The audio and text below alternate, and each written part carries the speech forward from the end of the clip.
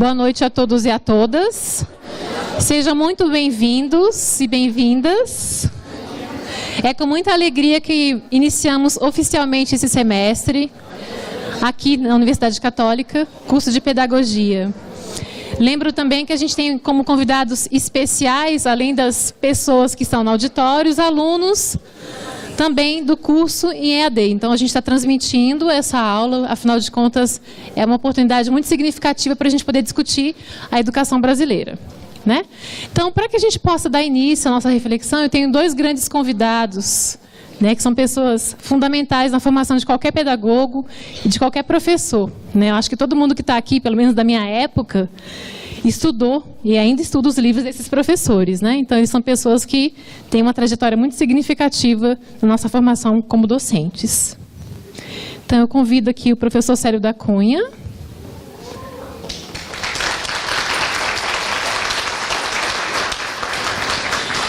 E o professor Pedro Demo, por favor.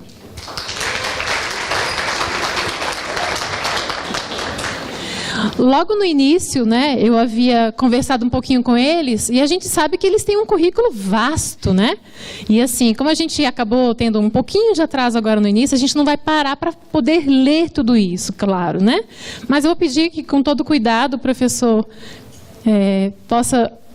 Célio possa apresentar o professor Pedro Demo para nós.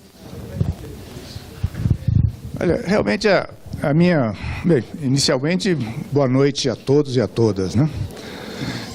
Minha presença aqui é realmente mais para apresentar o professor Pedro Demo e dizer o seguinte: com a mais absoluta, Pedro Demo é hoje, acho que um dos mais importantes pensadores da educação do Brasil, e eu tenho a impressão, como eu conheço razoavelmente bem também o âmbito aqui da América Latina, eu acho que o Pedro Demo hoje, em termos de pensamento pedagógico, acho que não só no âmbito da América Latina, mas contemporaneamente, né? Ele ocupa uma posição singular, uma posição assim, importante, as suas diferentes contribuições no campo da pesquisa, da epistemologia, das ciências, da educação. E, além disso, o Pedro Demo não fica só na postura teórica, né? Acompanhando a sua trajetória há muitos anos, são inúmeras as experiências que ele já desenvolveu no interior do Brasil, nas regiões mais longínquas. Então, ele é um pensador, um educador que não fica apenas atrás da mesa, só criticando. Ele vai, abre frentes, ajuda prefeitos, ajuda experiências educacionais em várias regiões do país. Então, a obra dele, eu acho que todos nós aqui conhecemos, pelo menos uma parte, é uma das obras mais vastas da literatura educacional brasileira, não só em extensão, como também em profundidade. Eu acho que ter o Pedro Demo aqui hoje, acho que é um privilégio nosso, né? Eu acho que quanto mais oportunidade nós tivermos de Pedro Demo aqui, eu acho que isso ajuda todos nós, ajuda as nossas reflexões, ajuda a formação de professores, ajuda a formação daqueles que ainda acreditam na educação brasileira. Pedro Demo, apesar de suas críticas, são críticas, vocês vão ver, são críticas por vezes amargas, mas ao mesmo tempo, Pedro Demo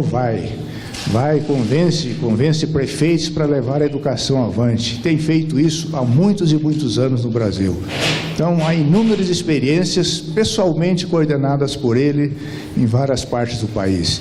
É isso que torna a figura de Pedro Demo um pensador, um educador, sim, completo. Então, acho que hoje não quero me alongar muito, porque Pedro Demo já é bastante conhecido.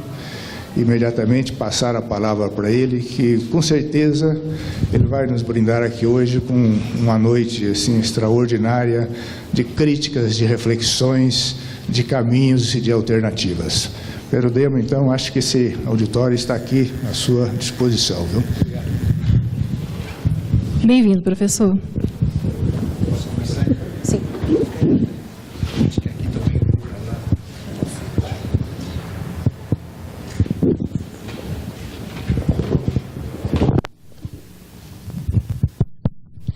boa noite a todas e a todos. Queria agradecer a oportunidade de estar aqui com vocês, em particular ao Célio, Carla, todo mundo que se interessou, a professora que me trouxe lá do Sudoeste.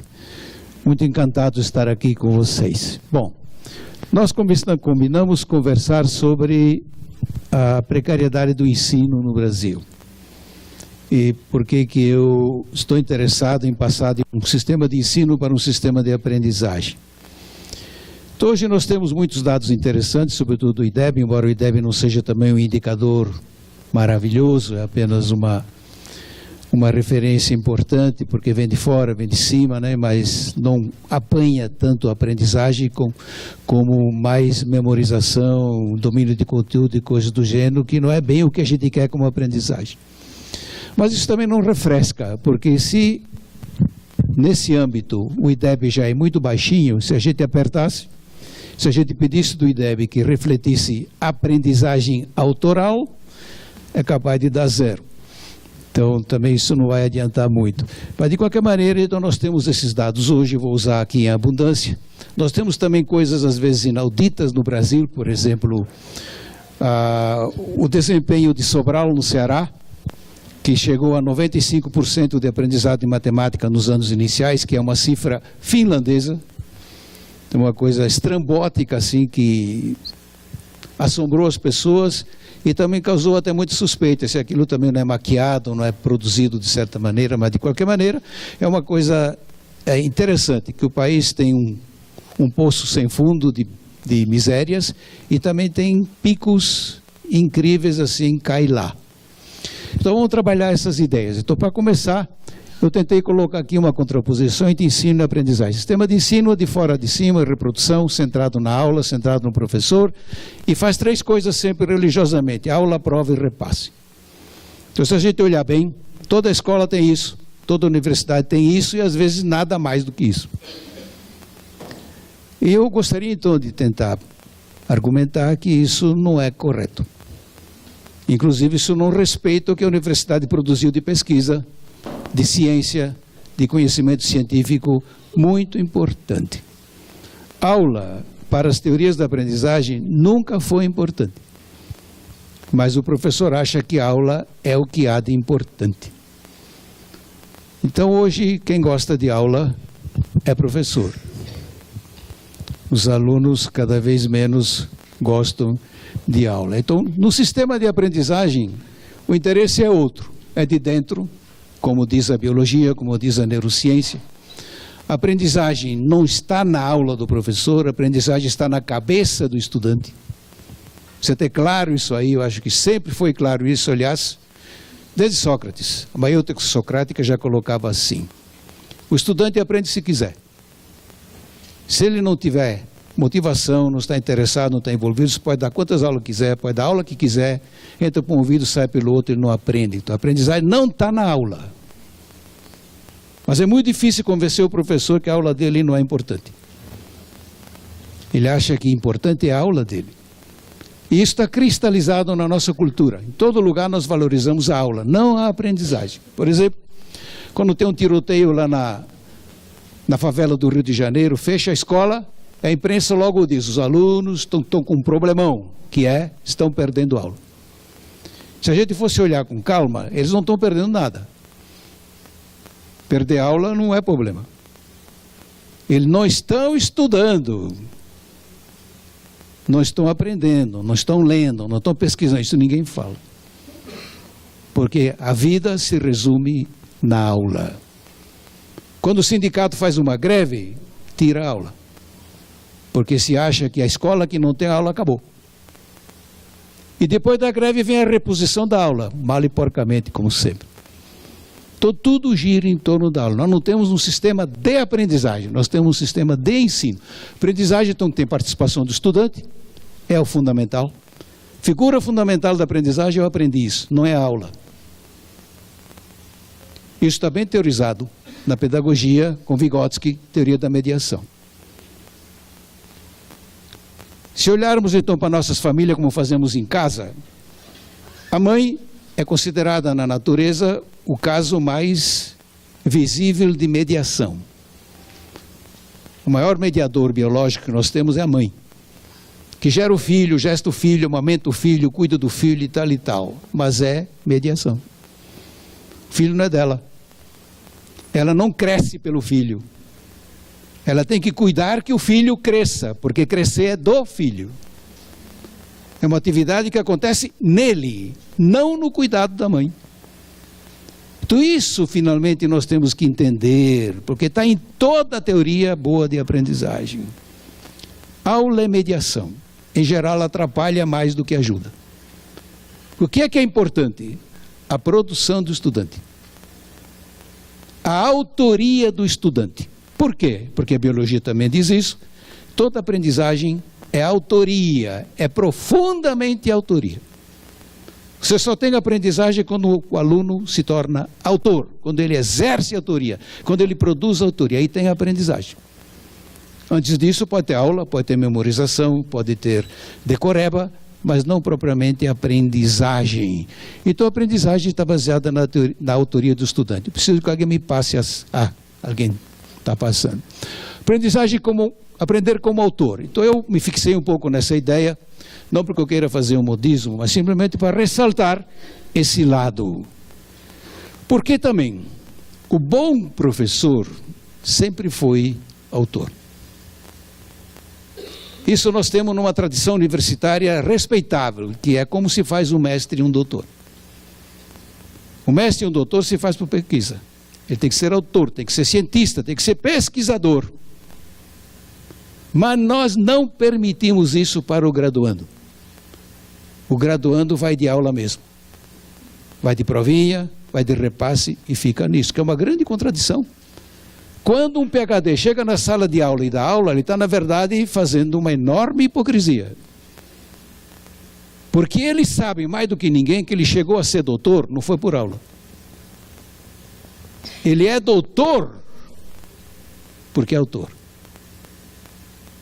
Mas ele não cuida da autoria do estudante. Ele quer que o estudante escute sua aula, tome nota da sua aula e faça a prova, que não tem nada a ver. No fundo, ele está impedindo que o estudante aprenda. Passa a impressão de que aquilo é uma reserva de mercado. A aprendizagem boa é para mestre e doutor, o resto é resto. Então eu estou criticando aqui o ensino. A universidade não faz só ensino. A universidade faz muitas outras coisas. Então, vamos colocar as coisas nos devidos lugares. Estou criticando o ensino que está na universidade, porque se vai até a escola, vai até o pré-escolar. O ensino que não cuida que o estudante aprenda. Então aí estou dizendo, a neurociência e a biologia comprova isso. O papel docente é de mediador, né? Aí, papel docente, armar ambiente propício à motivação intrínseca do estudante em torno de atividades próprias de aprendizagem. Bastava colocar isso na cabeça, eu tenho que fazer com o estudante atividade de aprendizagem. Aí eu digo algumas: ler, estudar, pesquisar, elaborar, argumentar, fundamentar, questionar, autoquestionar-se. Geralmente não tem. Na escola é que não tem mesmo. Só tem aula, prova e repasse. Então você não traz a autoria do estudante. Ela é completamente ignorada de modo geral. O que nós temos ainda na universidade é um TCC. O TCC aparece lá no fim. E sempre é um desespero, porque a gente passa 4 anos copiando, de repente tem que fazer alguma coisa. Se a gente fizesse um TCC todo mês, como fazem as boas universidades, você chegaria no fim do 4º ano sem nenhum problema. Você coroaria uma trajetória de produção de autoria. Então acho que isso nós temos que recuperar então. Vai passar? Educação científica. No meio disso entrou também na Berlinda essa ideia da educação científica, que é muito antiga em outros países. Aqui nós nem começamos direito ainda, embora haja já algumas coisinhas cá e lá, e que tem uma importância extraordinária hoje, por causa da sociedade e da economia do conhecimento. Então, educadores mais lúcidos assim defendem que a educação científica comece no pré-escolar. Desde 4 anos de idade, que também coloca as coisas completamente diferentes em termos de alfabetização. Como você sabe, o Brasil inventou um PENAIC, alfabetização na idade certa, uma proposta que eu acho, assim, teoricamente e sobretudo pragmaticamente, totalmente equivocada. Primeiro, a alfabetização dura a vida toda, começa no ventre materno e vai até que a gente morre, então não tem idade certa. O que a gente tem que conseguir é que no começo do ensino fundamental exista alguma coisa em torno disso, mas não a idade certa. Vocês acham que um estudante com 4 anos que começa a fazer educação científica está na idade errada? Não é isso. O problema é dose certa. O professor tem que ter cabeça para saber o que faz com uma criança de 4 anos, que não é aquela que tem 10 ou que tem 30. Ao mesmo tempo, demorar 3 anos para alfabetizar é coisa para pobre.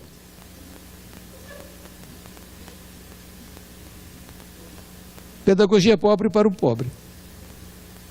Nenhum rico demora 3 anos para se alfabetizar, já se alfabetiza no pré-escolar.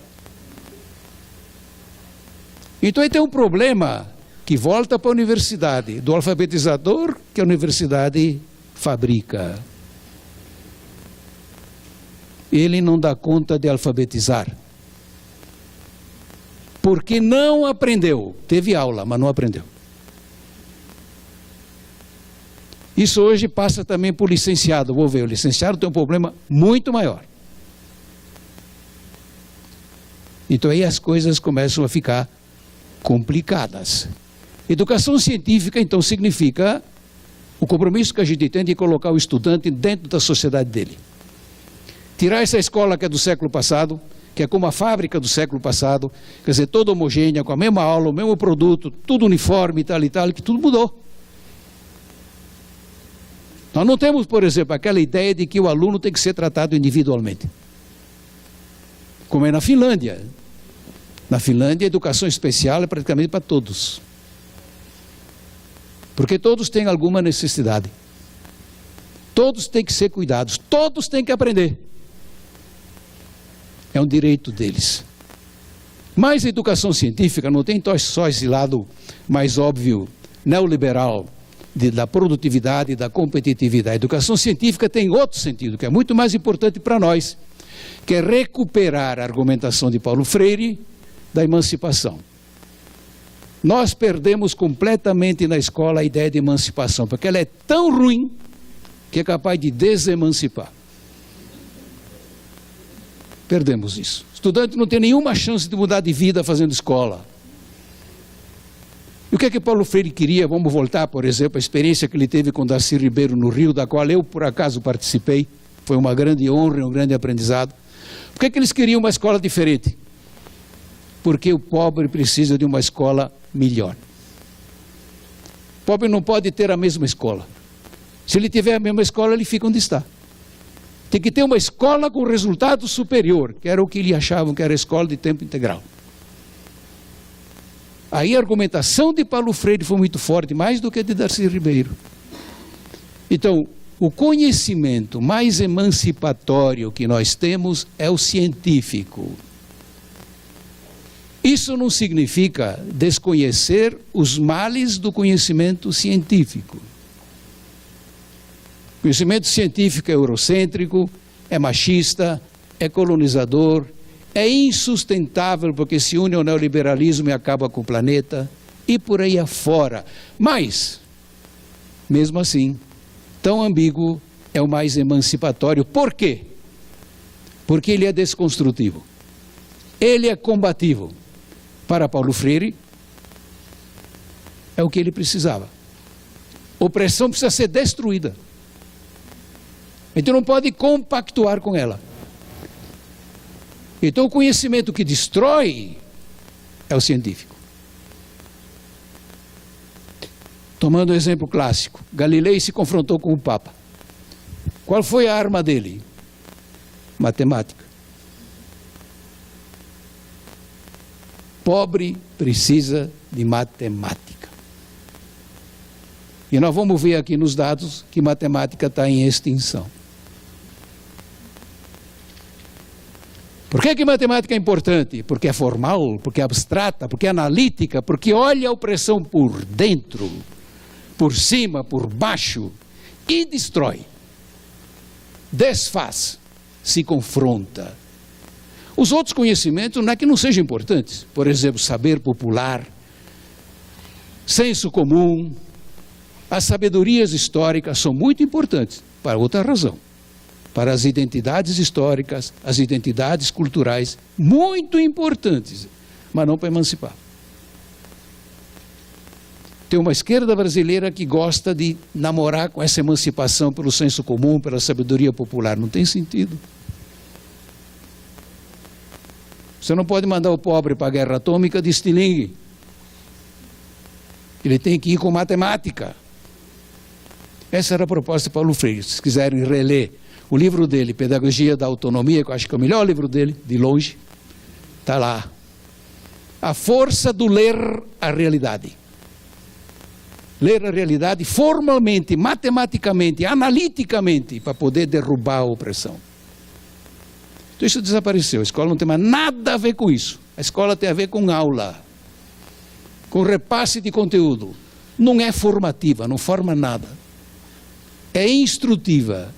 Instrucionismo. Pode passar. Situação atual da escola escolar, assim resumidamente. Aprendizado adequado nos anos iniciais insuficiente, embora em ascensão. Vou mostrar com dados em seguida, estou fazendo um resuminho aqui. Então a educação que ainda tem alguma coisa no Brasil é anos iniciais, que é do pedagogo. Honra ao pedagogo. A alfabetização que sai de lá é michuruca, mas é o melhor que temos. Estagnado ou em queda nos anos finais, aí começa a derrocada que é do licenciado. A diferença do licenciado para o do pedagogo é astronômica, difícil de explicar. A matemática que funciona na escola é do pedagogo. A do licenciado é um buraco. Em queda livre no ensino médio. No ensino médio, então, é um desastre. Vou mostrar isso com dados. Escola mais decadente, a escola privada, veja que coisa interessante.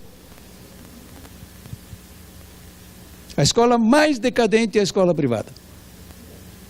Também vou mostrar uma tabela já já. O ensino médio, então, da escola privada está em queda livre.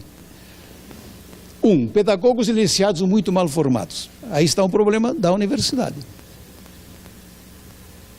Eu acho que do que eu conversei aqui com vocês, dá para tirar uma direção. Por que mal formados?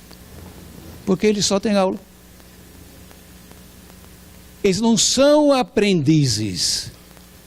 Eles não são autores. Eles não são capazes de proposta própria. Então veja, acho que seria claro colocar assim. Como é que alguém pode ser professor que não tenha proposta própria?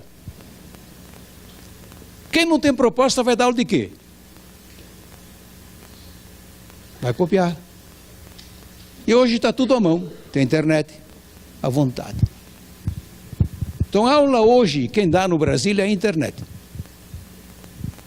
E é por isso também que a discussão já está armada. Esta aula que existe na universidade e na escola vai ser dada por robôs. A gente precisa de professor para outro negócio, não para isso. E o robô tem 1000 vantagens. Ele está atualizado, ele tem sempre o último grito na cabeça, ele não pede licença, ele não adoece, ele não faz greve e por aí afora. Para que professor? Então já tem uma faculdade que foi criada em Paris, agora está também no Vale do Silício, de uma faculdade sem professor. Exclusiva para a programação digital. Não é para pedagogia, não. Só programação digital, que tem uma tradição de autossuficiência, né?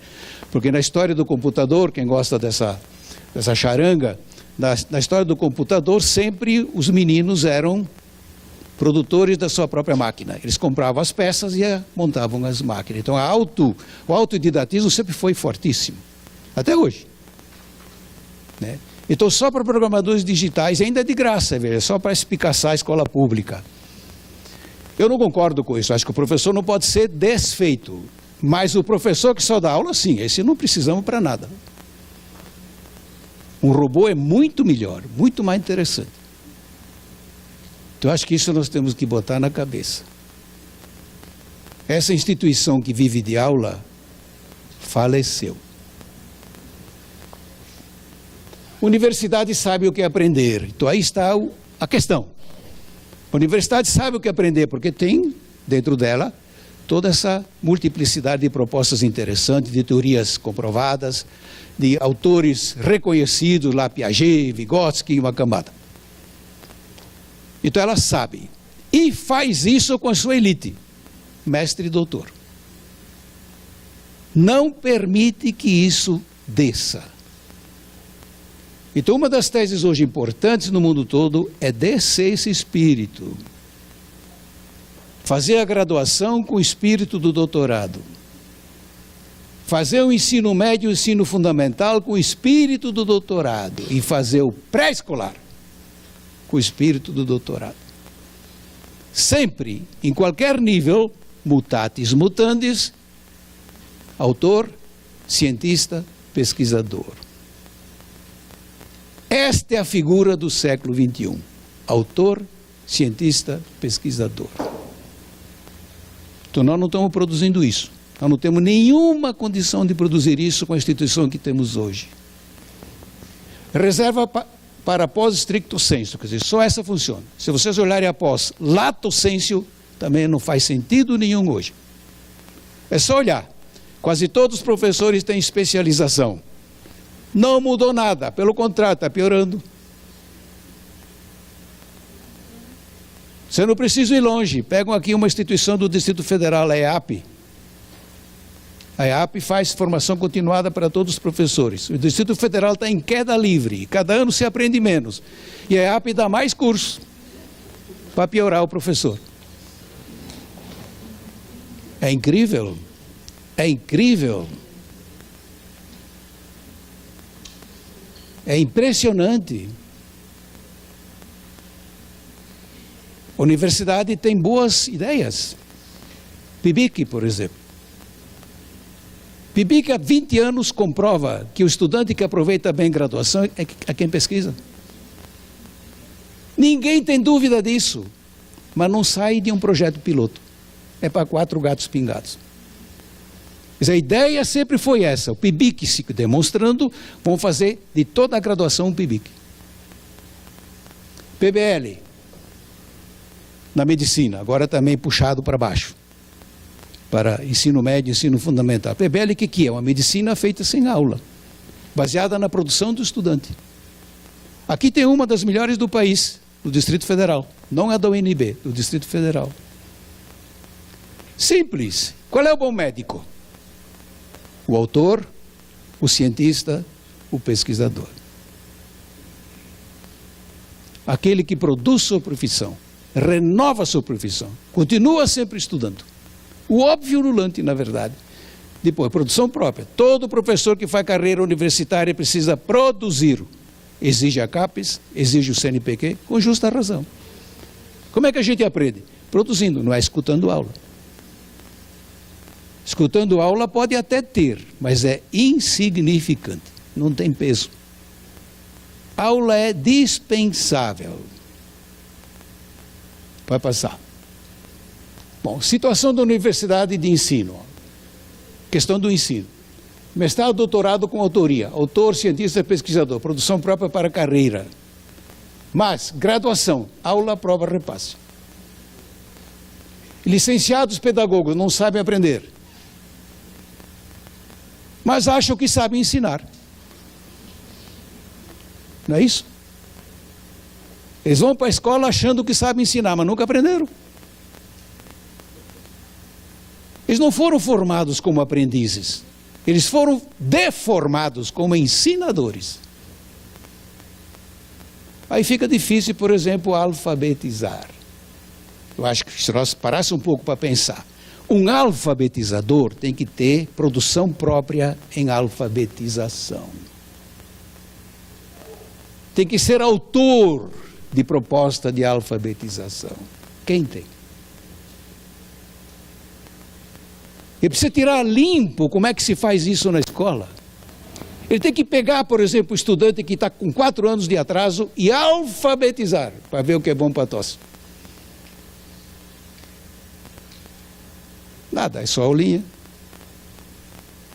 Não vai funcionar, portanto. Então, ignora-se PIBIC, PL, pesquisa. Pode passar. Bom, ó, 44% dos estudantes brasileiros no PISA 2015 ficaram abaixo do último nível. Não ficaram no último nível, ficaram abaixo do último nível, quase metade. Um vexame impressionante. Apenas 70 estudantes tiveram nota máxima no Enem em 2015, dentre mais de 8 milhões. O estudante não sabe redigir. Por que seria que o estudante não sabe redigir? Eu acho, porque o professor não sabe.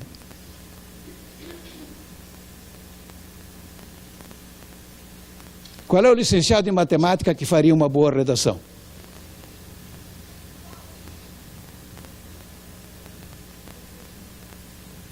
Mataram a redação.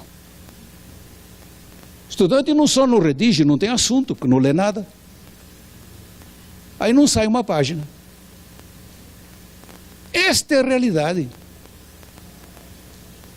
Apenas 8% dos adultos brasileiros são proficientes segundo o INAF, o Índice Nacional de Alfabetismo Funcional do Instituto Paulo Montenegro. 8%.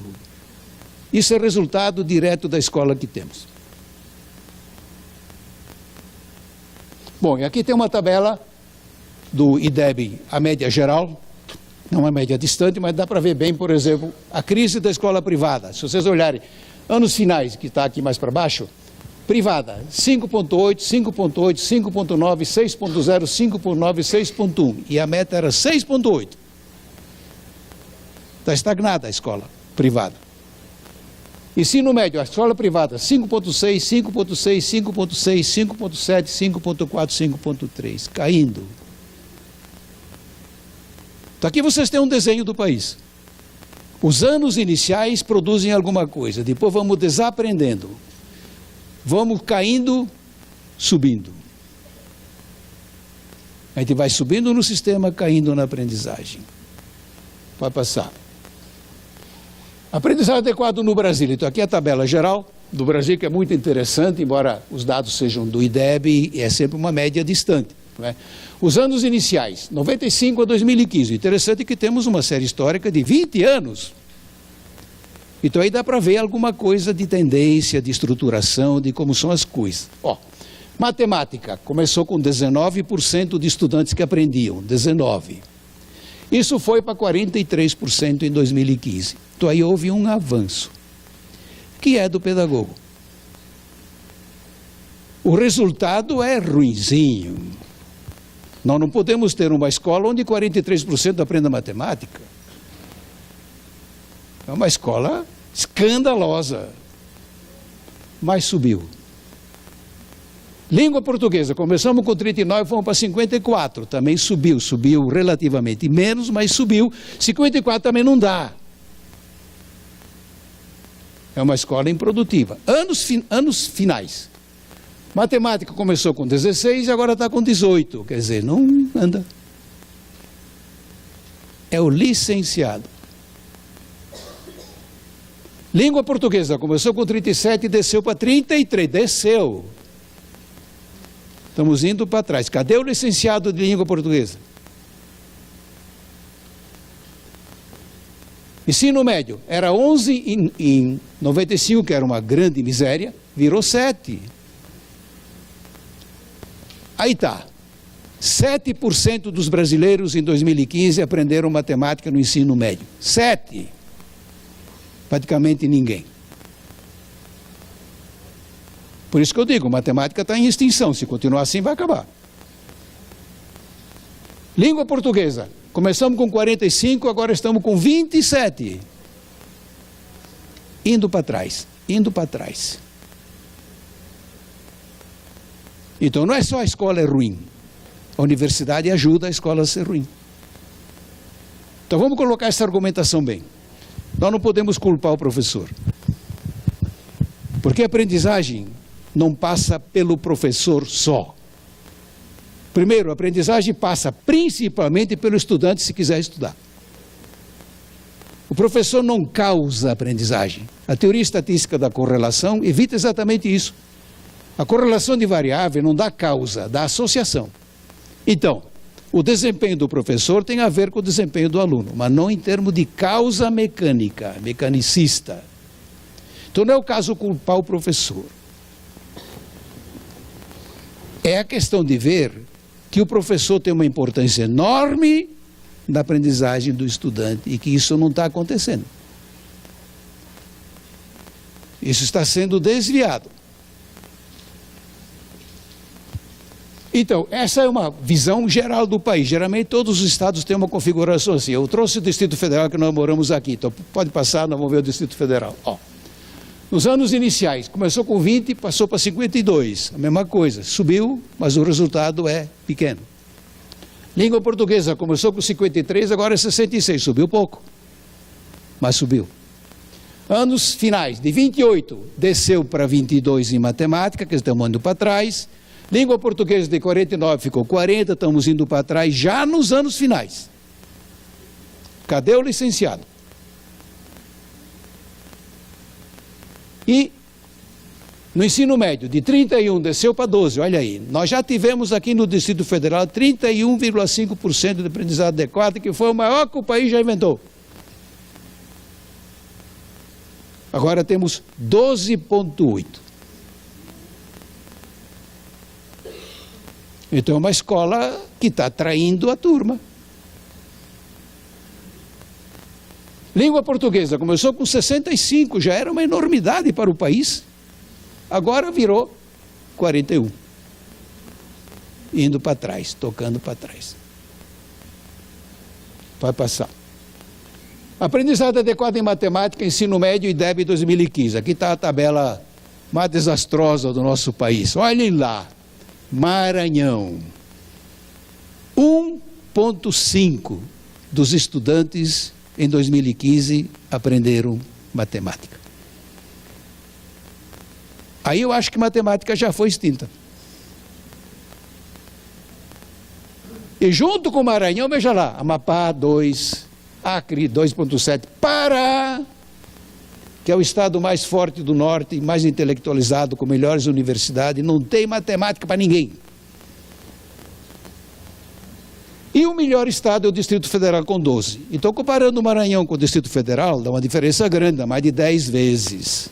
Mas convenhamos que 12,8% é um vexame. É uma escola que eu acharia, que eu poderia dizer que é inútil. É uma escola que não vale a pena frequentar. Se a gente olhar por aí, que nós defendemos a escola inclusiva, queremos botar lá dentro os negros, os indígenas, os deficientes, é presente grego. Se a gente fosse justo, é uma escola que eles não deveriam frequentar. Não vale a pena. E isso tem a ver com a universidade também, por conta da formação de professores. Então, acho que isso é uma coisa fundamental, rediscutir. A universidade não está sendo justa com a escola. Tem mil outros problemas pelo caminho, claro. Vamos ver a clientela, né? Clientela que quer ser professora hoje é minúscula. A maioria dos cursos de licenciatura da área de física, química, matemática estão vazios. Menos de 20% dos professores de física no Brasil têm curso de física. Olhem, no século XXI. O MEC, o que é que está fazendo o MEC? Ele tem que cuidar disso.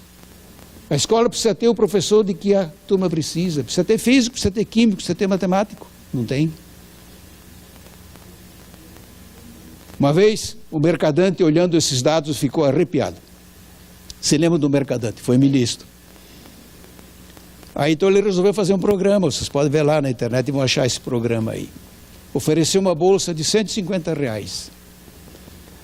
A piada então era, ele deve ter confundido com o Bolsa Família. Como é que a gente demove um jovem para fazer matemática? Eu acho que R$50 é ridículo, né? R$150 é ridículo. Quer dizer, não, a gente sabe do problema, mas não quer enfrentar. Mas o problema todo ainda não é esse. é que a gente não só precisa de mais matemáticos, precisa de outros matemáticos. O matemático que a universidade está formando, a gente não quer. Não dá conta. Basta olhar para o Maranhão. O que é aula de matemática no Maranhão? O que é que vocês acham? Vai ter 1,5% de estudantes que aprendem. Então, olhem, não falta aula. Aqui está cheio de aula. Aqui se repassou tudo. Ninguém aprendeu. Então, um modelo equivocado. Universidade, mais do que ninguém, tem que saber isso. Até porque ela faz bem isso quando quer. Quando ela forma um mestre, forma um doutor, é outro vento, é outra coisa. Mas passou para os graduandos, é boiada.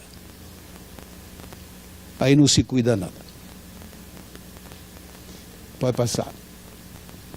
Matemática, ou língua portuguesa. Então os dados são mais gordinhos, mas é o mesmo espírito. Porque sempre é assim no Brasil que os números de língua portuguesa estão acima dos números de matemática. Mas a queda é horrível também. O melhor estado é o Distrito Federal, de novo com 41%. Mas, olha, já foi 65,5%. Quer dizer, uma vez praticamente 2/3 aprendiam língua portuguesa. Agora menos da metade. Quer dizer, visivelmente tem um problema que não é só dele, com o licenciado em língua portuguesa. Mas, se a gente for apertar um pouco a coisa, qual é o licenciado em língua portuguesa que tem texto próprio? Que é capaz de fazer uma autoria de língua portuguesa parruda, científica, publicável numa boa revista? Quem? Nós não cuidamos disso. Nós inventamos um TCC só. Que é uma vez na vida num ponto só. TCC tem que ter todo mês.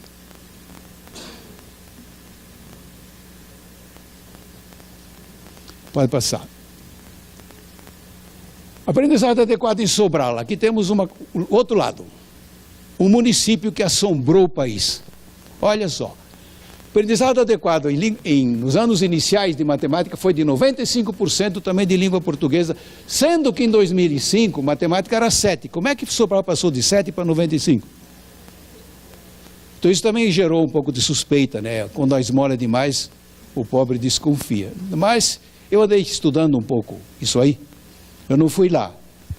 Mas olhando as estatísticas e tal, eu vi, por exemplo, que todas as escolas do município são boas. Tem IDEB muito alto. Então não é uma brincadeira daqui e dali, mas é uma política municipal interessante. Eu acho que ainda é um pouco a lá antiga, mas tem resultado interessante. Mas de novo, olha, passando dos anos iniciais para os finais, muda tudo. Passando do pedagogo para o licenciado, muda tudo. Veja, a matemática do licenciado dá metade do outro. Por que cai isso tudo? O que é que o pedagogo tem que o licenciado não tem? Interessante essa pergunta. Vou arriscar uma resposta, que eu estou tentando arrumar concretamente lá no lugar onde estou trabalhando. Eu acho que o licenciado em matemática não está dando conta, porque põe na cabeça dele na faculdade que matemática é uma matéria feita, pronta, terminada. A tarefa do matemático não é produzir matemática, é reproduzir. Eu vejo isso com meus olhos todo dia. Eu não conheço professor licenciado em matemática que produza matemática. Todos eles são ciosos do conteúdo, mas para reproduzir. Então acho que nós temos que inventar outro licenciado que seja um criador de matemática, porque todo bom matemático é bom matemático porque é um criador. Eu acho que isso está na nossa cara. Conhecimento só combina com autoria.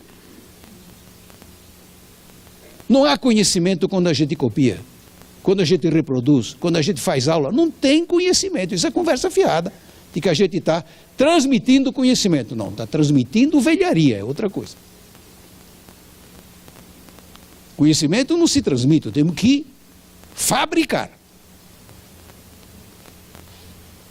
Então essa diferença que está intrigando. Claro que eu não vou aqui também achar agora que o pedagogo resolveu a sua vida. Porque quando a gente olha os dados da ANA, a expressão que vem na seguinte, pode passar. Aí, ó, os dados da ANA, Avaliação Nacional da Alfabetização. Depois de 3 anos, mais ou menos metade dos estudantes estão alfabetizados, entre aspas. Sendo que muitos estados aí, Alagoas, Maranhão, mais de 80% ainda não foram alfabetizados. Acho que isso tem a ver com o alfabetizador. O alfabetizador não tem estofo para segurar a barra. Ele não dá conta. Então, se a gente olhar claramente, vamos pegar um menino pobre, chega na escola sem vocabulário. Enquanto o menino rico tem um vocabulário de 3.000 palavras, ele tem 300. 10% só. Não tem informação. Não lida com o mundo da informação. Não sabe o mundo em que ele está. Provavelmente nunca tomou também iniciativa nessa linha. Não tem em casa um computador, não tem uma enciclopédia, não tem nada. Então, alfabetizar esse menino é completamente diferente do que alfabetizar o bacaninha, que em casa tem o apoio dos pais, tem a cobrança dos pais, não é? Tem enciclopédia, tem computador, tem alguma informação e por aí afora. Então, para a gente fazer um alfabetizador que dê conta da miséria da escola, precisa mudar 1000%. Precisa mudar tudo. Aí, mais do que nunca, eu preciso de um alfabetizador que é autor, que é cientista, que é pesquisador. Que é capaz de montar uma proposta de alfabetização para cada aluno. Fazê-lo produzir, tornar esse menino autor. Pode passar. Educação emancipatória, então é aí que nós queremos chegar. Então, a escola que nós temos não tem como emancipar ninguém. Eu disse no começo, né? Acaba desemancipando, porque tira o tapete debaixo dos pés. Sem aprendizagem não há emancipação. Aprendizagem é autoria, não é aula. E por aí afora. É importante, então, de ler a realidade, de chegar a perceber isso, que as pessoas podem aprender facilmente, porque é uma função biológica vital. Aprender não é enigma. Então, isso em primeiro lugar. Aprender não é enigma. Se tornou enigma numa escola que não cuida da aprendizagem. Segundo lugar, na universidade existe lugar onde se aprende bem. A universidade sabe o que é aprender bem. A universidade está calejada nisso. É uma experiência mundial comprovada. Como é que a gente faz um doutor? Autoria. A universidade investe na autoria do doutor. Quem é doutor tem que ser autor. Tem que ser cientista, tem que ser pesquisador. É outra conversa. Então, geralmente, essas pessoas que fazem mestrado e doutorado concedem. Foi o importante que eu fiz na vida. Aí eu mudei de situação. Tanto é assim, por exemplo, que a Finlândia exige de todo professor mestrado. Exige mestrado porque no mestrado começa a pesquisa, que é um erro. Devia ter começado no pré-escolar. Mas, pragmaticamente, a pesquisa acaba aparecendo no mestrado. Então, o professor que faz mestrado tem uma chance de perceber que a aprendizagem não vem da aula. Ele pode até dar aula, mas é circunstância, é mediação secundária. O professor aprende, o aluno aprende-se a estudar. Pode passar. Bom, autor, cientista, pesquisador. E sem ismos. Eu acho que hoje nós não precisamos ficar aqui rebuscando teorias do arco da velha. Nós não precisamos ir para a Finlândia, nem para Singapura, que hoje tem os melhores índices do PISA. Basta olhar para a nossa universidade. Está debaixo do nosso nariz a solução, no meu modo de entender. É só cuidar que o espírito do doutorado baixe para a graduação.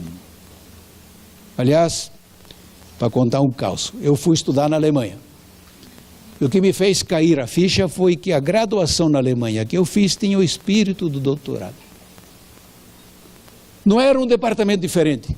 Não era uma coisa diferente, era a mesma coisa. Você virava sociólogo produzindo sociologia, porque eles me diziam, o que é o sociólogo? Quem produz sociologia. Então, vá produzir. Nós fazíamos 3, 4 textos por semestre, que a gente tinha que apresentar. E com isso, somando esses textos, a gente vira sociólogo. Então, lá eles tomam a sério a aprendizagem que se faz na pós-graduação stricto sensu. Aqui não. Aqui a gente faz uma reserva de mercado. Então, eu acho que a gente não precisa buscar no fim do mundo. Pode passar. Pode ficar por aqui mesmo, que aqui nós temos uma boa solução. Aí vocês têm o meu e-mail e também tem o meu site. No meu site vocês encontram esses dados per longum et latum, analisados de 1000 maneiras para lá e para cá e com algumas experiências que eu ando fazendo por aí. Bom, então eu imaginei dizer isso a vocês. Eu queria apenas, então, montar essa argumentação do quanto é importante abandonar o sistema de ensino. Ele não presta. Não adianta incensar defunto. É o que o governo faz, por exemplo, com a reforma do ensino médio. A reforma do ensino médio, por exemplo, não tem nada a ver com a universidade. Vai ter o mesmo professor, não vai? Vai ter a mesma aula, vai ter a mesma pedagogia, vai ter a mesma escola. Eu acho que eu não preciso ser profeta para dizer que isso não vai para lugar nenhum. É mais uma fantasmagoria oficial. Vamos ver isso. Toda reforma que se faz dentro desse sistema não vai. Um exemplo mais escandaloso, mais educação. O que é que mais educação queria? Pegar uma escola ruim de 4 horas e passar para 8 horas para ficar 2 vezes ruim. Foi tão ruim que já acabou, mas o MEC não se emenda, já inventou um novo mais educação. Quer dizer, nós temos que aprender que para mudar precisa sair. Precisa abandonar isso que nós fazemos. Então, isso que eu queria sugerir, embora seja muita ousadia minha. A formação que se faz hoje do pedagogo e do licenciado não tem mais sentido. É um desserviço aos estudantes. Precisa sair disso. O estudante tem que sair daqui como autor, como cientista, como pesquisador. Aí ele me é útil na escola. O que vocês mandam para a escola eu tenho que recauchutar completamente. É o que eu faço. É o que eu faço. Então eu aplico nele um curso longo, de 6 meses pelo menos, de autoria. Aí ele cai duro, porque ele nunca foi autor de nada. Eu fico me perguntando por que ele fez na universidade se não é autor de nada. Então acho que isso não dá, isso é o fim do mundo, pô. Só dá aula que não tem cabeça. A gente tem que arrumar isso aí. Aprendizagem não é o fim do mundo, não é um enigma, não é uma coisa inventada pelos nossos inimigos. Aprendizagem é uma função biológica, neurocientífica, ordinária, cotidiana, que nós fazemos em casa com os nossos filhos bem, de modo geral, quando a família funciona. A gente cuida que o filho se torne autônomo. A mãe, por exemplo, investe tudo no filho, mas no fundo ela tem a pretensão de que um dia o filho se livre dela. O filho precisa se livrar da mãe. Aliás, o primeiro ato é desmamar. Uma hora acaba. A mãe sabe que o filho vai ter que ter vida própria, vai casar, vai ter filhos, precisa trabalhar, precisa ocupar o seu lugar na sociedade. Não é com aula. Mãe não dá aula. Ela só dá aula quando é professora do filho dos outros, mas ela mesma não dá aula. Muito obrigado.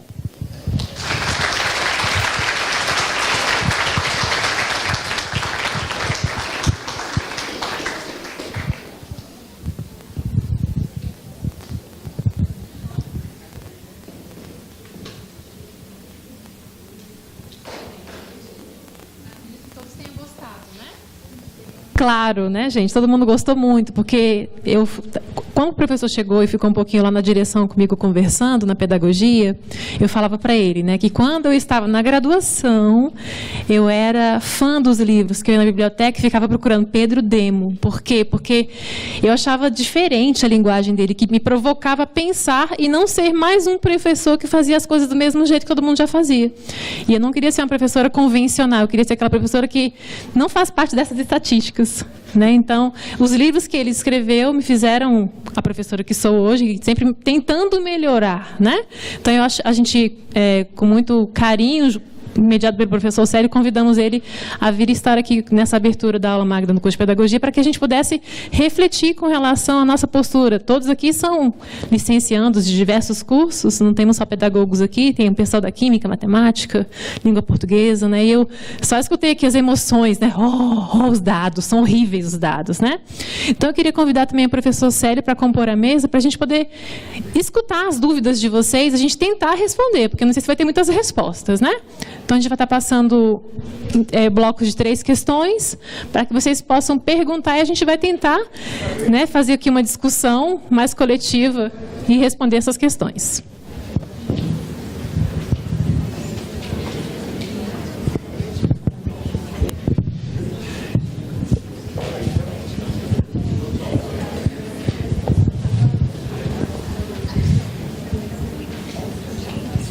Vamos lá, os voluntários. Gente, muitas perguntas, um de cada vez, por favor.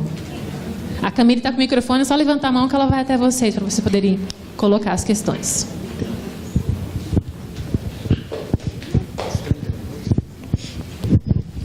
Boa noite, meu nome é Robson. Eu queria saber o papel da avaliação em todo esse contexto. O que ela... Porque um dos primeiros livros que eu li seu foi de avaliação e eu gostei demais. Então, acho que é isso. Bem, olha, nós, sobretudo, não só na teoria, mas na experiência que eu consigo fazer por aí, eu sempre trabalho a avaliação como um exercício de avaliar o que o aluno produz. Então, eu tiro a prova. Então, por exemplo, no ano passado, em Campo Grande, nós cuidamos de 2 escolas. Meio ano eu cuidei dos professores, exatamente para corrigir o que a universidade faz de ruim no licenciado e no pedagogo. Então, para transformá-los em autores, em cientistas, em pesquisadores, até onde dá, que em 6 meses também não dá para fazer grande coisa mais, podemos mudar um pouco a cabeça deles, não é? Aí a gente tirou as aulas, tirou as provas, e os meninos gostaram demais. Tivemos uma situação de extrema alegria, de extremo prazer, de extrema eficiência. E também eles apreciaram muito essa ideia de que a gente avalia o que ele produz. Então, cada aluno tinha um portfólio onde ele colocava o que ele produzia. E no fim do ano já dava um catatal de 2 quilos. Então, qual é o desafio? Primeira vez que ele redige alguma coisa, vai dar 3 linhas. No fim do ano, você tem que ter 3 páginas científicas. 3 páginas com fundamentação, com começo, meio e fim, com enredo. Que vai precisar, então, de leitura, de pesquisa, de acumulação de informações e assim por diante. Isso nós conseguimos. Fizemos, por exemplo, feiras de ciência. Uma coisa maravilhosa, estudantada mostrando o que sabe em ciência. Faz seu banner, monta lá a teoria que ele está produzindo, os dados que ele chegou, como é que ele analisa e assim por diante. E o professor do lado também com seu orgulho próprio, né? Porque está gerando alguém que sabe pensar. Então, a avaliação nós fazemos todo dia. Avaliação é intrínseca à aprendizagem, não é no fim do mês. A gente para a escola e vai avaliar o que ele memorizou, não tem interesse. Isso não tem nenhum interesse. Nós vamos avaliar a autoria dele. E o portfólio serve para isso exatamente. No primeiro mês, 3 linhas. Na semana que vem, 4. Na outra, 10. Na outra, 30. Isso que nós temos que avaliar. A quantidade e, sobretudo, a qualidade. E eles reconhecem isso. Eles olhando para trás dizem, pô, eu cheguei aqui e não sabia nada. Agora eu sei até fazer um texto. você procurar um texto, você discutir ideias. Então eu não vejo que isso seja o fim do mundo, uma coisa assim do outro mundo e tal. É a aprendizagem tomada a sério. Qualquer pessoa que aprende, aprende assim, nós também. Quando a gente fez mestrado, fez doutorado, fez isso aí. A gente ralou. Foi ler, foi estudar, foi propor, caímos, levantamos e tal, com orientação. Tivemos que defender o texto e, sobretudo, nos reconheceram como autores, que é a glória de passar no doutorado ou no mestrado. Então, o que é que a gente avaliou no doutorando? A tese dele. Não é o que ele sabe de cor, não é o que ele memorizou, é o que ele produziu, a qualidade da produção dele. Então, acho que isso hoje está mais ou menos claro. Se você quiser realmente ajudar o estudante, você tem que avaliar aquilo que ele produz. Então, primeiro pressuposto, ele tem que produzir. Claro que se ele não produz, então fica a prova, para ver se ele decorou. Isso é besterol, isso aí é uma traição. Você não está dando ao estudante a chance de ele se emancipar. Você quer que ele reproduza.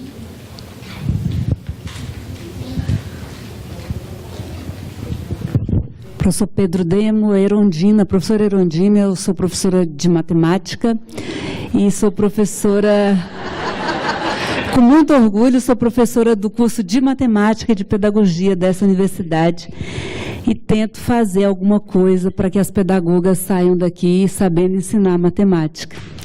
Não sei se eu consigo, mas tento. Mas eu queria 2 comentários do senhor. O primeiro deles, semana passada, na reunião dos professores da escola de exatas aqui da universidade, um professor de física me fez pensar. Ele diz assim: no Brasil, o professor não vai ser substituído pelo robô porque o professor é mais barato. Essa foi uma coisa que ele disse, mas eu queria pensar, o senhor nos desafia a pensar em trazer o doutorado, lá ao extremo, né, o doutorado para a universidade, trazer para a educação o doutorado. E aí eu fico pensando se não é levar a educação infantil para frente. Eu tenho pensado muito no que se faz na educação infantil. Eu acho que na educação infantil, os pedagogos, os professores da educação infantil, pelo menos do meu ponto de vista, têm feito o que eu sonho em educação. O que eu sonho em educação, e eu tenho doutorado. O que eu sonho em educação não está lá no doutorado.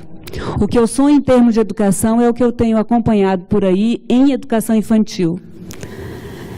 Onde o menino é autor, onde o menino faz, onde não tem uma avaliação punitiva, onde as coisas acontecem e que me fazem pensar na educação infantil, não é no que eu vivi no doutorado. No doutorado eu fui autora, né? Mas assim, hoje o que me deixa, me faz pensar em termos de educação de qualidade, está na educação infantil, eu não sei, coisas que me têm feito pensar. Eu acho que aí eu posso concordar plenamente, porque eu falei o espírito do doutorado. O espírito do doutorado acho que a gente pode trazer para a educação infantil, como a gente podia também trazer o espírito da educação infantil para o doutorado. Então, provavelmente, a educação infantil também tem outras características, ela é muito mais interdisciplinar, ela tem outros técnicos metidos aí no meio, né? Geralmente também tem psicólogo e tal, então essa interdisciplinaridade também melhora bastante, né? De qualquer maneira, eu acho que não muda a argumentação. A gente não pode copiar uma coisa da outra. A gente não quer fazer de uma criança de 4 anos um doutor, não é? A gente não quer fazer um pesquisador como é o doutor, mas a gente quer o espírito disso. A gente quer a autoria dele. Você falou autoria. Se você pegar os grandes autores de educação infantil, Montessori, Freinet, por aí, todos eram dedicados a isso. O menino tem que estar fazendo, tem que estar produzindo, tem que estar arrumando, tem que estar construindo, tem que estar discutindo, tem que estar perguntando, a curiosidade dele e assim por diante. Acontece que em seguida nós vamos matando isso aí. Vai entrando no ensino fundamental e tu já desaparece isso. E cada vez mais o estudante vai se distanciar desse tipo de coisa. Vai voltar de novo lá no mestrado.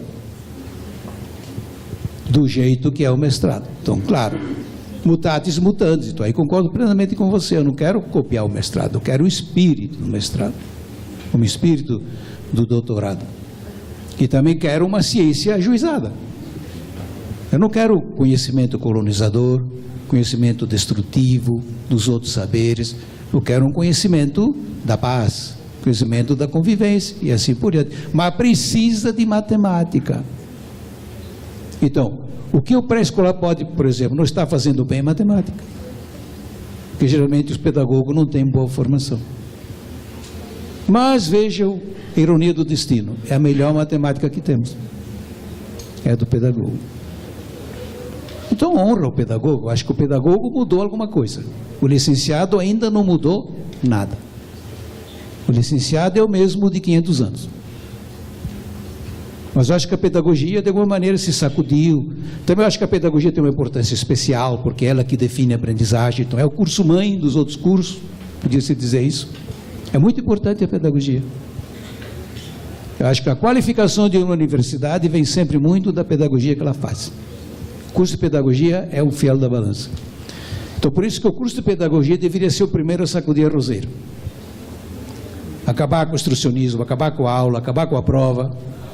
Realmente trabalhar a aprendizagem das pessoas. Porque é o curso da aprendizagem. E eu tenho o maior interesse em investir em matemática. Eu não sou matemático, mas gosto dessa cachaça. E vejo a importância da matemática em termos emancipatórios. Quer dizer, penetrar os fenômenos, formalizar os fenômenos, modelar os fenômenos, analisar por dentro, entrar nas estruturas, entrar lá embaixo, olhar fundo, não na superfície. Isso é matemática. E nós estamos acabando com ela. Eu acho que os dados são horrorosos. Se a gente continuar nessa marchinha, vai acabar. Então eu acho que o professor de matemática precisa ter cuidado específico. É um professor central. É um professor modelar. Claro, não é só ele, né? Nós temos talvez um problema hoje até mais agravado do licenciado em língua portuguesa. A ladeira da língua portuguesa está mais íngreme que a ladeira da matemática. Veja que coisa. Mas porque a universidade também não acorda. Eu critico isso, porque a universidade não é uma instituição alienada. Porque ela sabe o que é aprender. Ela comprova isso todo dia na sua pós-graduação stricto sensu. Mas faz disso uma reservinha de mercado para a elitezinha dela. O resto não entra. Mas eu concordo com a sua argumentação. Acho que eu não quero transformar o pré-escolar num doutorado. Eu quero o espírito.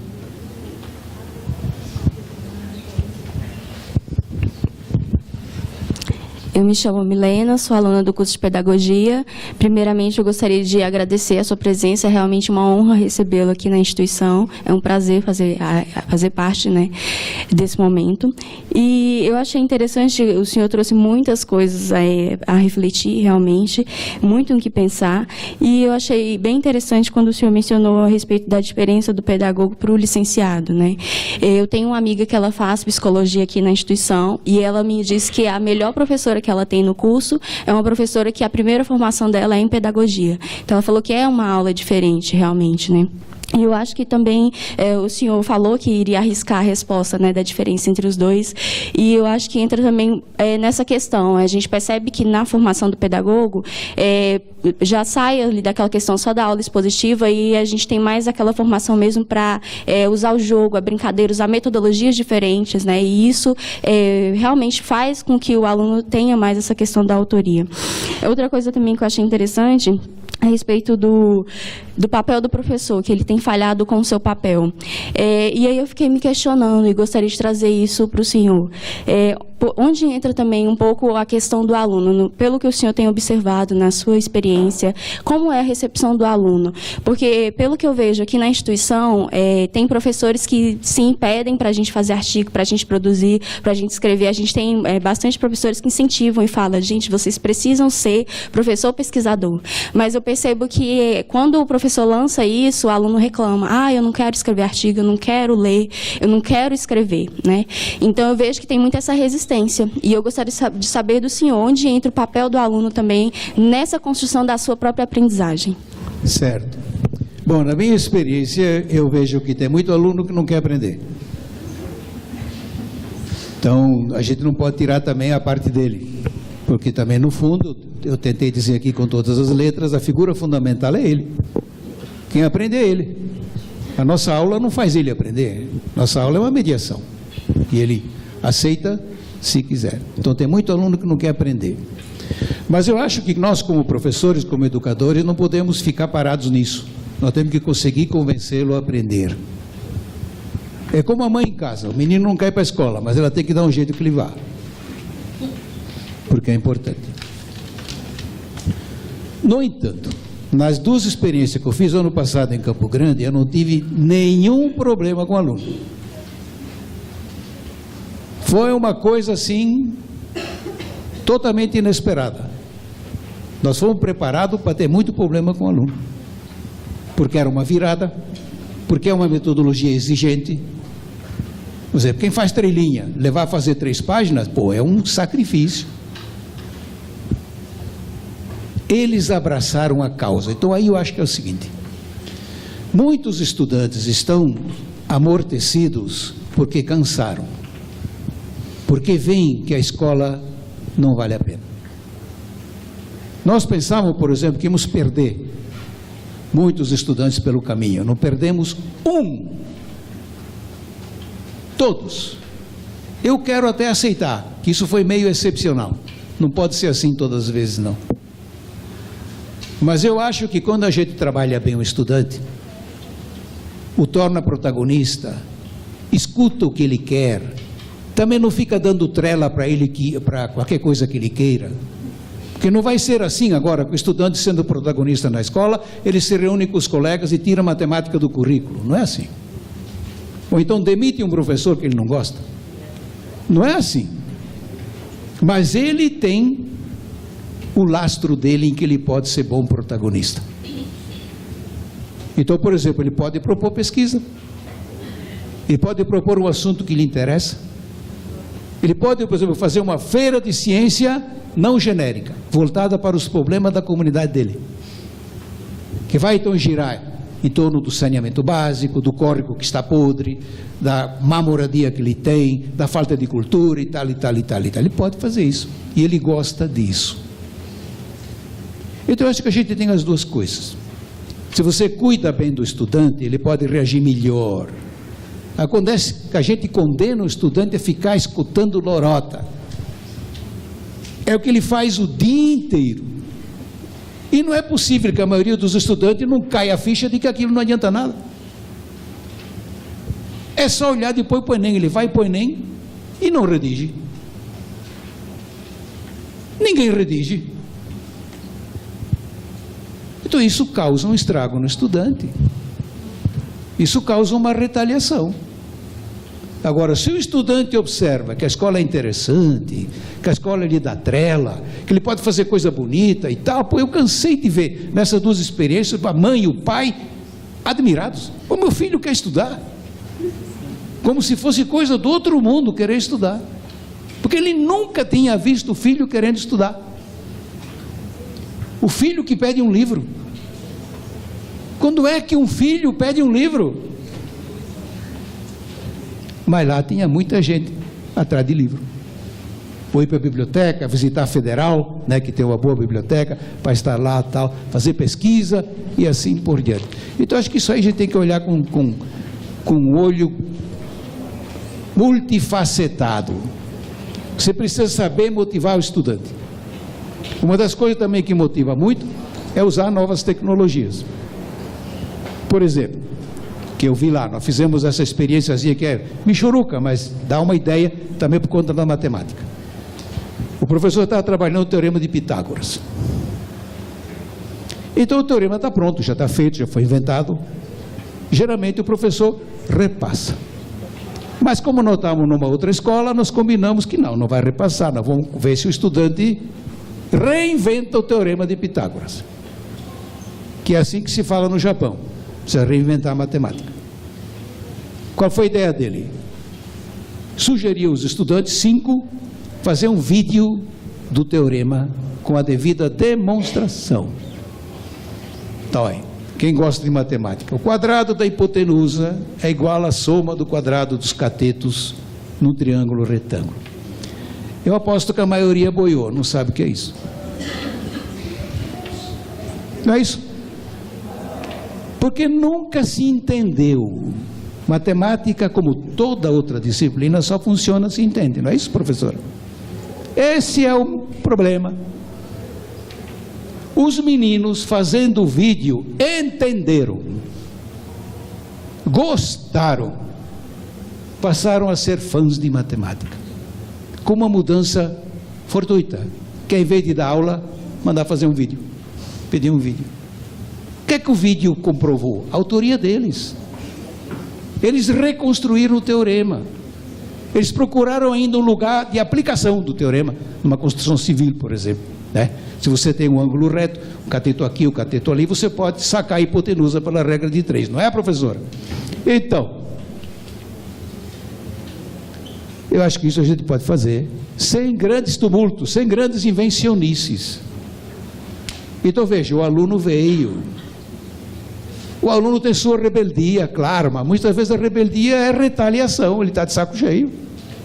Com absoluta razão.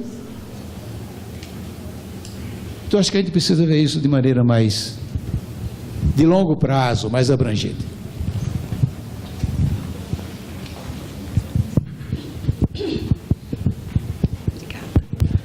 Boa noite. Eu sou a professora Janete, sou professora do curso de Filosofia e do curso de Pedagogia também. E coordeno o PIBID aqui na Católica, que são 8 cursos. Professor, eu fico pensando, assim, tudo que o senhor falou me fez repensar muitas coisas que eu venho também pensando e vivendo na universidade, né? E essa questão da universidade se repensar é muito urgente mesmo. Agora, por que um estudante de matemática tem muita dificuldade de compreender o que ele está aprendendo? Não teríamos que estudar outras coisas junto com a matemática, com a física, com a química? Eu fico pensando nessa questão do específico e de algo que ele possa relacionar, porque eu acho que carece muito. Olha, uma das experiências que fizemos nessa escola foram as aprendizagens interdisciplinares, com Sim. problematização, que se faz na universidade hoje de maneira mais efetiva no PBL. Então, em vez do estudante passar, digamos, 2 anos decorando anatomia, são livros desse tamanho, entendeu? E que entope a cabeça do estudante, ele vai aprendendo anatomia enquanto ele trabalha um caso clínico. E no caso clínico ele vai encontrar química, vai encontrar física, vai encontrar anatomia, vai encontrar biologia, vai encontrar filosofia, vai encontrar sociologia, vai encontrar tudo. Está mais do que comprovado que a gente aprende bem com problematização ampla, onde matemática é um componente. Então, o exemplo que eu sempre dou lá para os professores: vamos pegar água. Você pode estudar água 1 mês. Entra tudo: matemática da água, arte da água, português da água, tudo. O que é que você não pode fazer? É aulinha de 50 minutos, não tem sentido. O que é que você faz em 50 minutos? Então isso morreu, você tem que ter 1 dia, 2 dias, 1 semana. Então isso que derruba a escola completamente. Se ela está voltada para a produção do estudante, não tem mais essa compartimentação, não tem mais sala de aula, não tem mais 50 minutos, não tem sentido 50 minutos. Se o sociólogo quer fazer uma coisa interessante, precisa do dia todo. Por isso que tem que ser uma escola integral, o dia todo, para poder ler, para poder parar, para poder discutir, para poder ver, para poder combinar com os outros, entendeu? Sempre o que fazemos junto é melhor do que fazemos separado. Então ajudaria muito a matemática fazer uma problematização em conjunto com os outros. Então lá é regra. É regra. Nós sempre promovemos mais o estudo compartilhado com outras coisas. Então matemática se sai muito melhor. E comprova cada vez mais essa ideia, né? A gente só aprende o que entende. Não é só na matemática. A matemática é mais rigoroso porque ela é sequencial. Você não pode, por exemplo, pular as 4 operações e estudar logaritmo ou cálculo. Não dá. Você tem primeiro que fazer as 4 operações, saber frações, até chegar mais para frente. Não dá para pular. Em sociologia dá, em filosofia dá. Mas matemática não dá. Então ela tem outras exigências, tem outras estruturações, precisa cuidar mais dela. Mas ela tem grande vantagem se for parceira de outras matérias.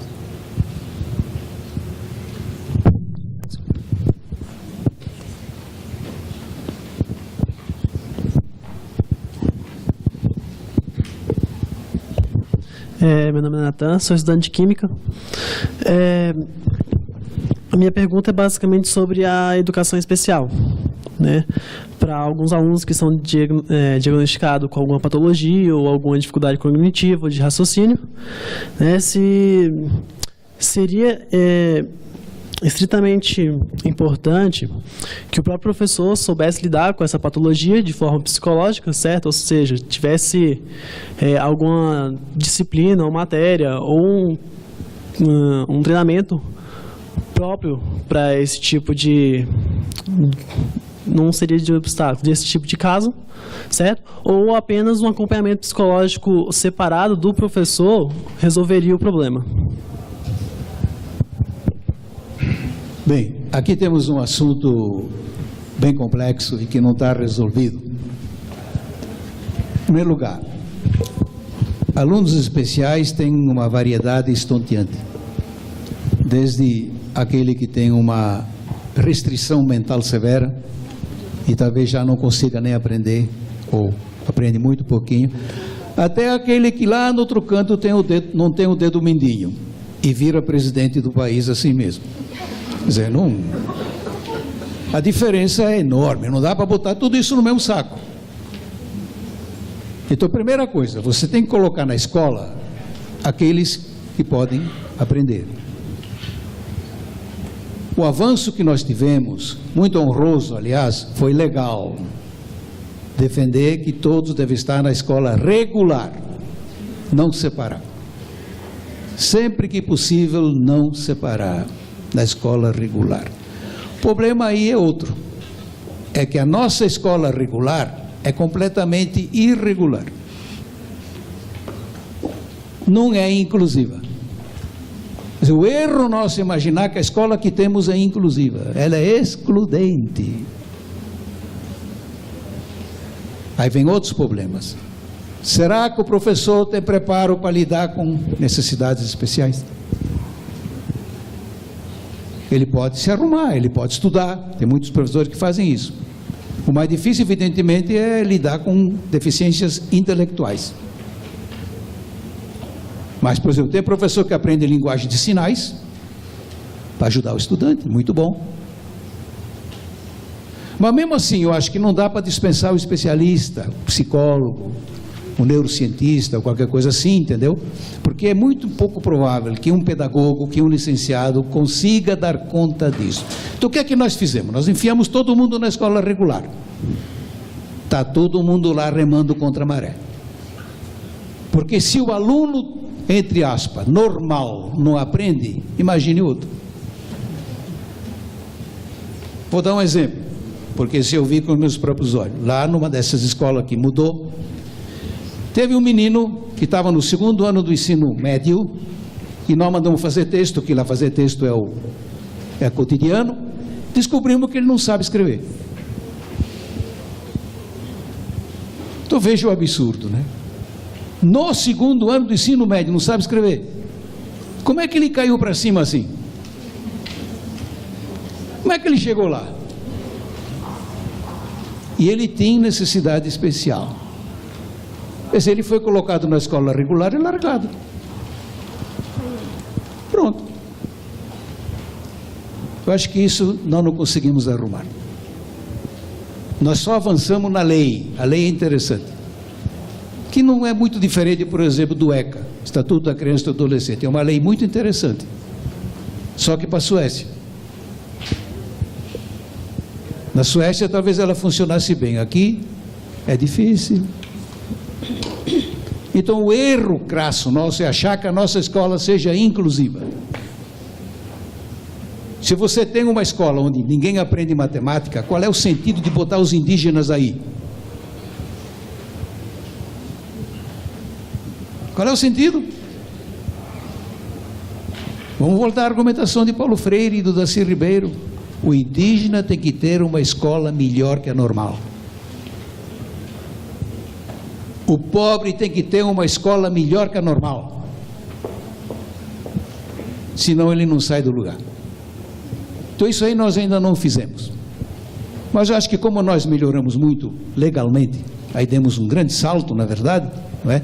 A gente pode pensar que de repente a universidade capriche um pouco mais nisso. Eu acho que a universidade não vai conseguir fazer um professor que dê conta realmente das especialidades mais escabrosas. Mas pode fazer um licenciado que aprenda, que corra atrás, que faça cursos, que queira estar à altura do seu aluno que precisa dele. Por exemplo, o que é que eu consigo fazer com um aluno com síndrome de Down? Dá para fazer muita coisa. Hoje, cada vez mais a gente vê que gente com síndrome de Down quase é normal. Em muitas circunstâncias é normal. Agora, se a gente larga ele na escola, ele vai se traumatizar mais ainda. Então temos que cuidar disso. Colocar todo mundo na escola regular é uma bela ideia. É um direito. Mas se a gente não fizer bem, exclui mais ainda. Bem, gente, eu vou partir para as considerações finais, porque eu estou vendo muita gente querendo falar, e assim, a mesa está ótima, né? A gente tem muita coisa para discutir, mas a gente tem um lançamento de um livro hoje, que a gente tem que falar um pouquinho dele. Então é importante também que a gente esteja atento. Ficaríamos a noite toda aqui com o professor Demo, com o professor Célio e tantos professores pesquisadores, né? Mas eu queria agradecê-lo imensamente, né? Eu acho que a gente começou o semestre com chave de brilhante, né? Porque assim, quando ele fala que a gente pode mudar essa estrutura do processo de aprendizagem entre quatro paredes, né? E quando ele fala também de avaliação, a gente precisa refletir muito. Principalmente aí eu falo do curso de pedagogia, né? Ele enfatizou alguns aspectos, claro, ele não coloca que são os melhores, os resultados são péssimos para todos nós, de todas as áreas. Mas e eu? Como é que eu me coloco como um aluno que de fato está buscando algum tipo de protagonismo, de autonomia, ou tudo é responsabilidade do professor na sala de aula? Né? O culpado é o professor. O professor ensinou e eu não aprendi, ou de repente eu não aprendi efetivamente? Né? Então a gente precisa refletir muito e discutir bastante. Acho que as licenciaturas precisam se aproximar mais. A gente tem muito que aprender um com o outro. Quando a gente fala de matemática, adoro, né? Ele falou aqui a fórmula decorada. Eu sabia isso lá no ensino médio, agora eu fiquei boiando também. Né? Então, assim, a gente precisa compreender esses processos e ter segurança. Né? Então, eu acho que essas áreas que estão presentes aqui na nossa aula, a gente pode estar contemplando interlocuções, né? A professora está aqui da matemática conosco, está no curso de pedagogia, né? A professora Silvia da química e tantos outros colegas que são de outras áreas que estão aqui prestigiando junto com os alunos. Então, acho que está todo mundo interessado em buscar novas possibilidades e não fazer mais do mesmo. Né? Está todo mundo preocupado com a formação do professor. Então, assim, fico muito feliz em ter esses dois grandes professores conosco, pesquisadores que estão há mais de 30 anos na praia, formando, discutindo e repensando a sua própria ação. Né? Então, assim, repensar a nossa prática não é nada fácil. Às vezes a gente pensa que ensina muito, né? E de repente não está ensinando nada. E principalmente a questão da autoria. Né? Precisamos despertar o desejo do aluno de ser autor. Não é fácil. É um desafio, porque a gente às vezes começa a fazer uma coisa diferente e escuta bem isso na sala. Tá, quando é que vai começar a aula? Né? Por quê? Porque você fez uma proposta diferenciada e o aluno quer o mais do mesmo. Ele quer que você fique falando a aula inteira, ele fique no WhatsApp, ele fica conversando, ele fica saindo e entrando na aula. Isso é aula? Né? Então, acho que, de fato, você brindou o início do semestre para todos nós aqui com a temática muito relevante. Agradeço imensamente. Palmas para os professores, né, gente?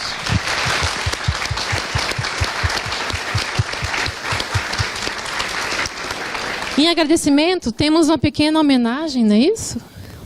Então, assim, a gente não vai encerrar agora, a gente tem uma segunda etapa para o lançamento do livro, mas eu vou liberar a mesa, né? Então, assim, eu convido a professora Ranilson, no primeiro momento, para fazer uma entrega oficial ao professor Pedro Demo, com muito carinho, em nome do Programa de Educação e do curso de Pedagogia. Ela é ex-aluna, né, gente?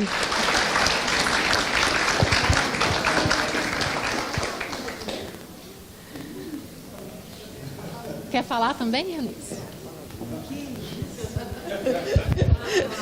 Claro que eu quero falar, né?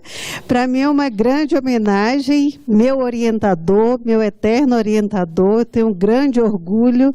Eu escolhi o Pedro Demo para ser meu orientador quando eu fazia o curso de pedagogia na Católica, numa aula que ele deu, numa palestra que ele deu em 1994.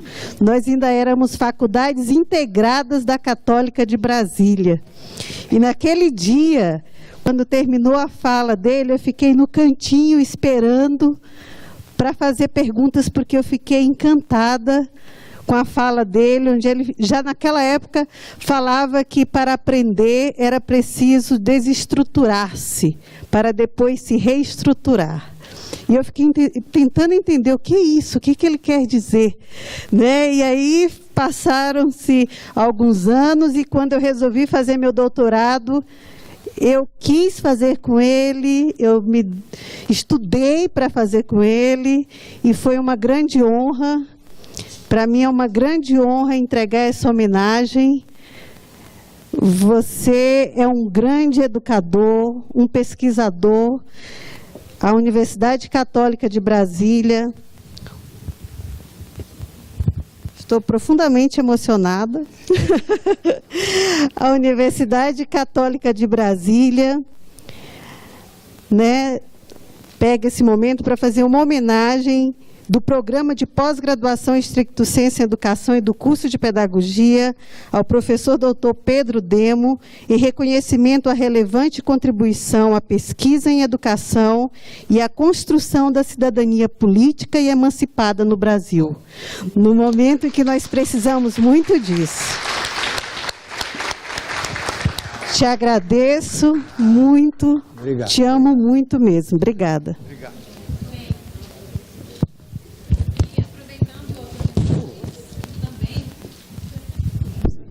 Funcionou agora.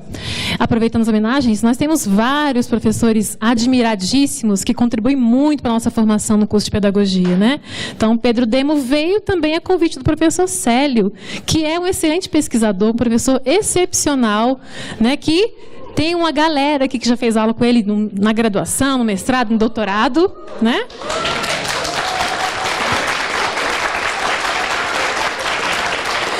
E que nós queremos também homenagear por ser esse educador tão coerente, tão importante na nossa formação aqui dentro da Universidade Católica. Muito obrigada, professor Célio. Aqui é para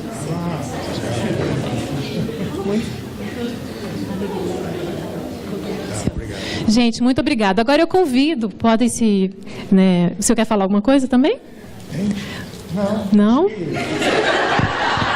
A única coisa que poderia falar é que o Pedro Demo puxou assim a orelha de todos nós, né? Acho que foi um desafio enorme, mas eu acho que nós temos condições, estamos enfrentando.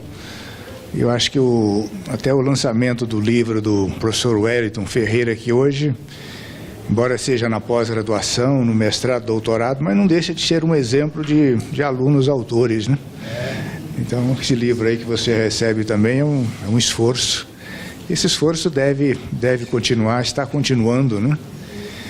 Eu acho que são tantos os desafios da educação brasileira que só tem uma maneira, enfrentá-los, né? E acreditar que é possível sempre fazer um pouco melhor, né? Muito obrigado, né?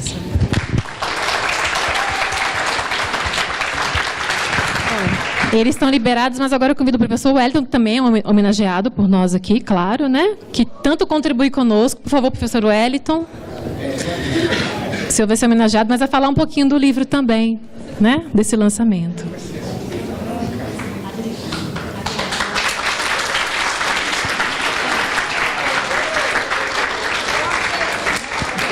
Sim. É o nosso agradecimento, professor Wellington. Não, muito obrigado. Tá? Assim, depois eu vou abrir com calma, mas fala um pouquinho do livro, no que consiste, como foi pensado, para a gente poder ouvir um pouquinho também, por favor. Então, boa noite a todas e a todos. Esse livro, ele esperou mais ou menos uns 33, 34 anos para nascer. Porque em 1983 eu entrei na sala de aula como professor pela primeira vez. Mas o mais chocante não foi a sala de aula, foi a sala dos professores. Não é? Porque quem está aqui deve saber que a maioria das pessoas dizem assim, os teóricos, os acadêmicos.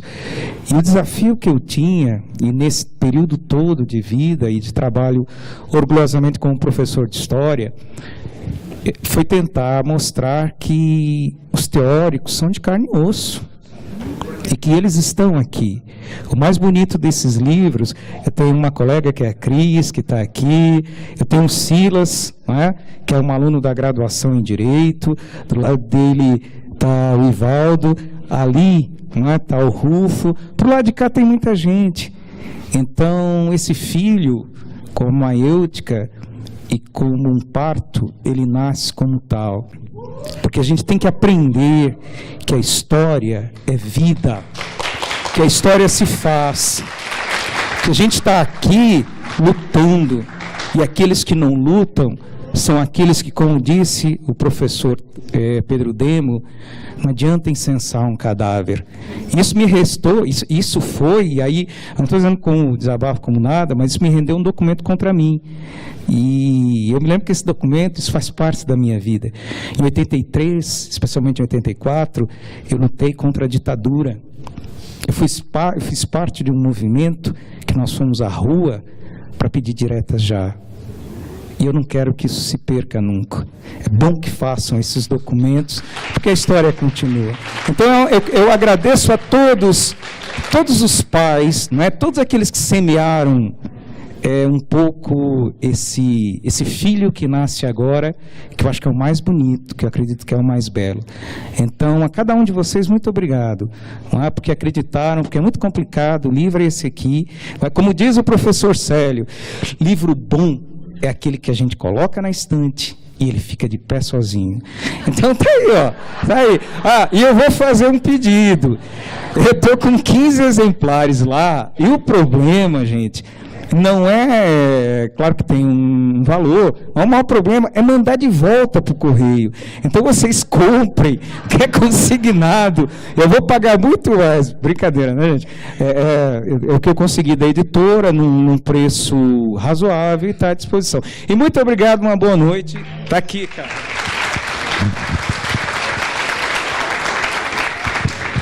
Gente, então, agradeço a presença de todos e encerramos oficialmente a nossa aula magna. E conto com vocês na noite de autógrafos, né? Os autores estão aí para receberem e prestigiarem. Boa noite, muito obrigada.